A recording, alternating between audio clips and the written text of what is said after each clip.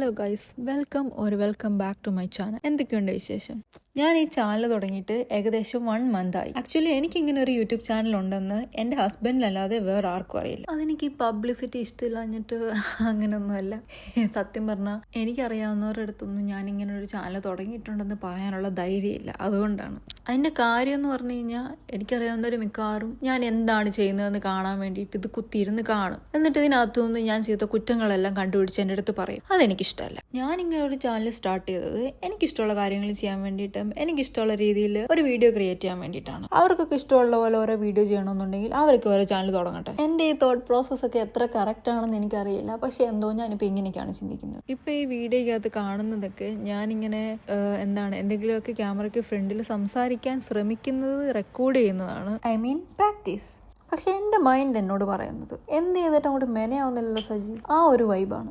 അതൊക്കെ പോട്ടെ, നമുക്ക് കാര്യത്തിലോട്ട് വരാം. ആക്ച്വലി ഇന്ന് ഞാൻ കാണിക്കാൻ ഉദ്ദേശിക്കുന്നത് എൻ്റെ ഒരു ക്ലീനിങ് ആൻഡ് കുക്കിംഗ് പ്രോഗ്രാമാണ്. അതായത് എൻ്റെ വീട്ടിൽ വീക്ക്ലി ഒരു ദിവസം മാത്രം നടക്കുന്ന ഒരു പ്രത്യേക ആചാരം. എനിക്ക് ബേസിക്കലി ക്ലീൻ ചെയ്യാൻ ഭയങ്കര ഇഷ്ടമാണ്. പക്ഷെ അതിനൊക്കെ ഒരു മൂഡ് തോന്നണം. ഒരു മൂഡ് തോന്നിക്കഴിഞ്ഞാൽ പിന്നെ ഞാൻ മൊത്തം ക്ലീൻ ചെയ്തിട്ട് അവിടെ നിന്ന് എഴുന്നേക്കത്തുള്ളൂ. അതുപോലെ ഒറ്റ നിപ്പിന് ഞാൻ നിന്ന് നല്ല പണിയെടുക്കും. ആക്ച്വലി പണ്ടൊക്കെ ഞാൻ കുക്കിങ്ങിൽ തിരിഞ്ഞു നോക്കത്തില്ലായിരുന്നു. എനിക്ക് അറിയത്തില്ലായിരുന്നു. അന്ന് ഞാൻ എൻ്റെ വീട്ടിലൊക്കെ ഞാനൊരു സ്റ്റുവാർഡ് പ്ലസ് ഹൗസ് കീപ്പിംഗ് പണിയായിരുന്നു ചെയ്തുകൊണ്ടിരുന്നത്. ഇപ്പോൾ അതൊക്കെ മാറി ഞാൻ ഷെഫിൻ്റെ പണി കൂടെ എടുക്കാറുണ്ട്. നിങ്ങൾ ഈ കാണുന്ന ഞാൻ തേച്ചരിച്ച് മിനുക്കുന്ന ഈ സാധനങ്ങളൊക്കെ എനിക്ക് വട്ട് കയറി മേടിച്ച സാധനങ്ങളാണ്. അതായത് ഒരു എസ്തെറ്റിക് വൈബ് എൻ്റെ കിച്ചണ് കൊടുക്കാൻ വേണ്ടിയിട്ട് ഞാൻ വെറുതെ വാങ്ങിയ കുട്ടിയ സാധനങ്ങളാണ്. സത്യം പറഞ്ഞ ഈ സാധനങ്ങൾ കാരണം എനിക്ക് മര്യാദയ്ക്കൊന്ന് നിന്ന് പെരുമാറാനോ എന്തെങ്കിലും ഒരു വെജിറ്റബിൾ കട്ട് ചെയ്യാനുള്ള സ്ഥലം എൻ്റെ ടേബിളിൻ്റെ പുറത്തില്ല. എനിക്ക് നിന്ന് പെരുമാറാൻ ഒരുപാട് സ്ഥലം വേണം. ഞാൻ ഉപയോഗിച്ചാലും ഇല്ലെങ്കിലും എനിക്ക് കുറേ സ്ഥലം വേണം. ആ ഒരു മൈൻഡ് സെറ്റാണ് എനിക്ക്.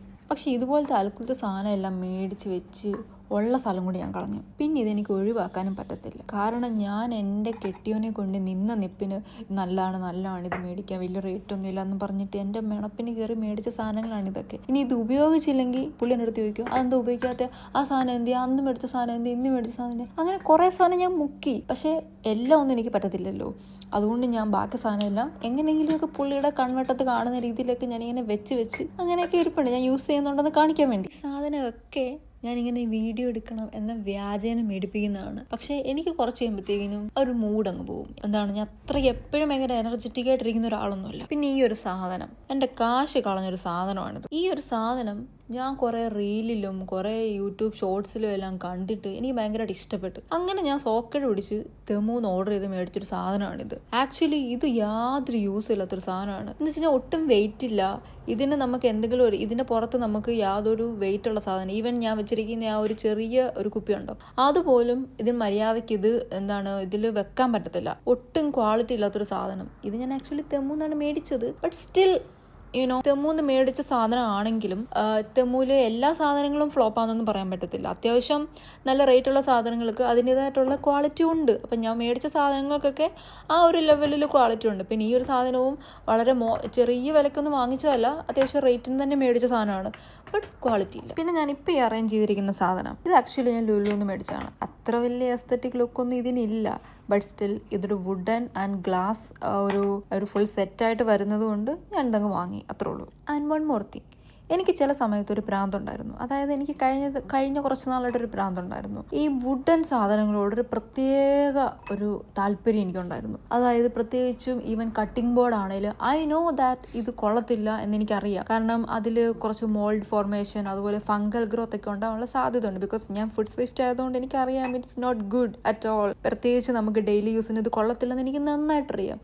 പക്ഷെ എന്നിട്ടും ഈ ഒരു എസ്തെറ്റിക് തലയ്ക്ക് കയറിയിട്ട് ഞാൻ ഈ സാധനമൊക്കെ അങ്ങ് മേടിച്ചു. ഇപ്പം ശരിക്കും പറഞ്ഞാൽ ഉപയോഗിക്കാതിരിക്കാൻ പറ്റത്തില്ല. കാരണം എൻ്റെ ഉള്ളതെല്ലാം വുഡൻ കട്ടിംഗ് ബോർഡാണ്. ഈ ഒരു ഫിഗ് കുറേ നേരം ഞാൻ കിടന്ന് പാടുപെട്ട്.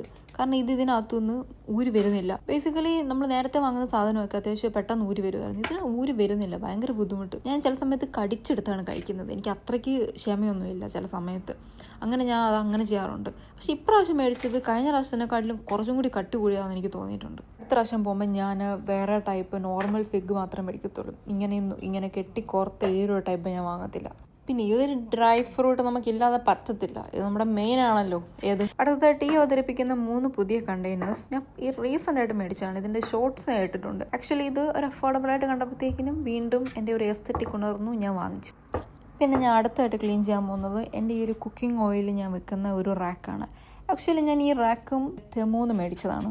ഇത് റാക്കെന്നാണോ പറയുന്നത്? ഒരു ഓർഗനൈസർ അങ്ങനെയല്ലേ പറയുന്നത്? എന്തെങ്കിലും ആട്ടെ. ഞാനിത് എന്തുകൊണ്ട് മേടിച്ചെന്ന് ചോദിച്ചു കഴിഞ്ഞാൽ ഇത് 360 ഡിഗ്രി റൊട്ടേറ്റ് ചെയ്യും. ഇതായിരുന്നു ഇതിൽ ഞാൻ കണ്ട ഒരു സ്പെഷ്യാലിറ്റി. ഞാൻ ഇതൊക്കെ എന്തുകൊണ്ടാണ് തെമൂന്ന് മേടിക്കുന്നതെന്ന് ചോദിച്ചു കഴിഞ്ഞാൽ എനിക്ക് നേരിട്ട് പോയി മേടിക്കാൻ വയ്യ, മടിയാണ്. പിന്നെ തെമു കഴിഞ്ഞാൽ ഞാൻ ഏറ്റവും കൂടുതൽ ഇതുപോലത്തെ അലക്കുലത്തെ സാധനങ്ങൾ മേടിക്കാൻ പോകുന്ന ഒരു ഷോപ്പാണ് day to day. Oh my God, അവിടെ ഇല്ലാത്തതൊന്നുമില്ല. ഈ ഓയിൽ കണ്ടെയ്നേഴ്സ് ഉണ്ടല്ലോ, ഈ ബോട്ടിൽസ്, ഈ സാധനമൊക്കെ ഞാൻ അവിടെ പോയി മേടിച്ചാണ്. ആക്ച്വലി ഡേ ടു ഡേയുടെ പ്രത്യേകത എന്ന് പറഞ്ഞു കഴിഞ്ഞാൽ മാക്സിമം 20 റിയാലേ വരുന്നുള്ളൂ ഒരു പ്രോഡക്റ്റിന്. സോ അതുകൊണ്ട് എൻ്റെ ഹസ്ബൻഡിന് ആകെ എന്നെ ധൈര്യമുള്ളത്, അതായത് എന്നെ ഒറ്റയ്ക്ക് ഷോപ്പിങ്ങിന് വിടാൻ ധൈര്യമുള്ളത് ഈ ഡേ ടു ഡേ മാത്രമേ ഉള്ളൂ. അത് ചില ദിവസങ്ങളിൽ ഞാൻ എൻ്റെ ഡ്യൂട്ടിയൊക്കെ കഴിഞ്ഞിട്ട് ഞാൻ സ്ട്രൈറ്റ് ഊബർ പിടിച്ച് ഡേ ടു ഡേ പോകുന്നു, എനിക്ക് വേണ്ട സാധനങ്ങൾ വാങ്ങുന്നു, വരുന്നു. കാരണം ചില സമയത്ത് പുള്ളിക്ക് പറ്റത്തില്ല. അപ്പം പുള്ളി ഡേ ടു ഡേ ആണെങ്കിൽ നീ പൊക്കോ എന്ന് പറയും. സോ അങ്ങനെ ഞാൻ പോയി വാങ്ങി ഇതുപോലത്തെ കുറേ അൽക്കുലത്തെ സാധനങ്ങളൊക്കെ വാങ്ങിക്കൊണ്ട് വരാറുണ്ട്.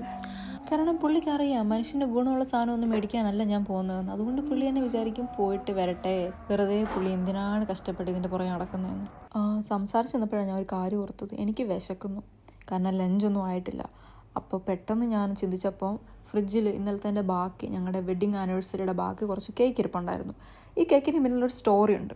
ആക്ച്വലി ഈ കേക്ക് എൻ്റെ സിസ്റ്ററിലോ ഞങ്ങൾക്ക് സർപ്രൈസായിട്ട് ഗിഫ്റ്റ് ചെയ്തതാണ്. അപ്പോൾ ഞങ്ങൾ ഇന്നലെ ഡ്യൂട്ടി കഴിഞ്ഞ് വന്നപ്പോഴത്തേക്കിനും ഇങ്ങനെ ഒരു കൊറിയറിൻ്റെ കാര്യം ഇങ്ങനെ വിളിച്ചു. അപ്പം നമുക്ക് കൊറിയർ അയക്കാൻ വേണ്ടിയുള്ള ബന്ധങ്ങളൊന്നും നമുക്കിങ്ങനെ ഇവിടെ ഇല്ല. അപ്പം വിചാരിച്ചത് ആരാണ്. പിന്നെ ഞാൻ ഓർത്തിനി ഞാൻ തെമുവിൽ അറിയാതെങ്ങാണ് എന്തെങ്കിലും ഓർഡർ ചെയ്തിട്ടുണ്ടോ, എൻ്റെ കൈതട്ടിയെങ്ങാണോ ഓർഡറായിട്ട് അവർ വിളിക്കുന്നതാണോ എന്ന് ഫസ്റ്റ് ഞാൻ അങ്ങനെയാണ് ചിന്തിച്ചത്. പിന്നെ ഞങ്ങൾ ആലോചിച്ചു. അപ്പോൾ ആലോചിച്ചപ്പോഴത്തേക്കും ഞങ്ങൾക്ക് തോന്നി ചിലപ്പം ഇന്ന് ഞങ്ങളുടെ വെഡിങ് ആനിവേഴ്സറിയുടെ ഡേറ്റും കൂടിയാണല്ലോ. അപ്പം യൂഷ്വലി പുള്ളിക്കാരി എന്നും രാവിലെ തന്നെ വിഷ് ചെയ്യാറുണ്ട്. അപ്പം പുള്ളിക്കാരി വിഷ് ചെയ്യാച്ചപ്പോൾ എനിക്കൊരു സംശയം തോന്നി. ഞാൻ ഇങ്ങനെ പറഞ്ഞു പുള്ളിക്കാരി ആവാൻ സാധ്യതയുണ്ട്, എന്തായാലും നമുക്ക് നോക്കാം. പക്ഷേ നമ്മുടെ വീടിൻ്റെ ലൊക്കേഷൻ കറക്റ്റായിട്ട് എങ്ങനെ കിട്ടിയെന്നൊക്കെ ഉള്ള ഒരു കൺഫ്യൂഷൻ കാരണം നമ്മളിങ്ങനെ ആലോചിച്ചിരുന്നപ്പം അവസാനം നമുക്ക് കേക്ക് വന്നു. അതാണ് ഈ കേക്കിൻ്റെ പിന്നിലൊരു ഷോർട്ട് സ്റ്റോറി എന്ന് പറയുന്നത്.